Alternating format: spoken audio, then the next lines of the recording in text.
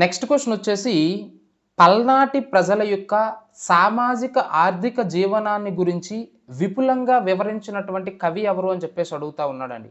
Options వచ్చేసి option 1 Vamana భట్టభానుడు, option 2 Vinukonda వల్లభామాచ్యుడు, ఆప్షన్ 3 బమ్మెర పోతన, ఆప్షన్ 4 శ్రీనాథుడండి.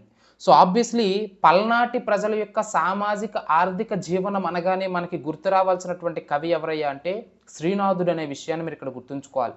మీకు తెలుసు రెడ్డి రాజుల కాలంలో పెద్ద కోమటి వేమారెడ్డి యొక్క ఆస్థానంలో విద్యాధికారిగా ఉన్నటువంటి శ్రీనాథుడు అద్భుతమైనటువంటి రచనలు చేసి ఆ రచనల ద్వారా పలనాటి ప్రజల యొక్క సామాజిక, ఆర్థిక జీవన గతులను వివరించడం అనేది జరిగింది. అతను రచించినటువంటి ప్రసిద్ధ రచనలు అనేటప్పుడు కాశీఖండం కావచ్చు, హరవిలాసం కావచ్చు, భీమేశ్వర పురాణం కావచ్చు, శృంగార నైషధం కావచ్చు, శివరాత్రి మహత్యం కావచ్చు, పల్నాటి వీర చరిత్ర కావచ్చు, ఇవన్నీ కూడా అద్భుతమైనటువంటి గ్రంథాలన్నీ కూడా శ్రీనాథుడే రచించాడు.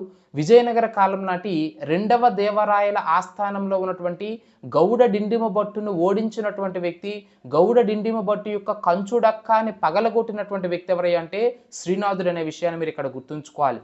ఈయన ఎవరి ఆస్థాన కవి అంటే పెద్ద కోమటి వేమారెడ్డి ఆస్థాన కవి. ఇంకా అదర్ ఆప్షన్స్ కనుక గమనించినట్లయితే బమ్మెర పోతన అంటున్నాడు.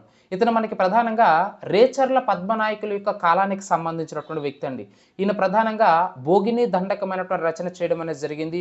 అదేవిధంగా ఆంధ్ర భాగవతం కావచ్చు, వీరభద్ర విజయం కావచ్చు, ఇవన్నీ ఎవరంటే బమ్మెర పోతనవండి.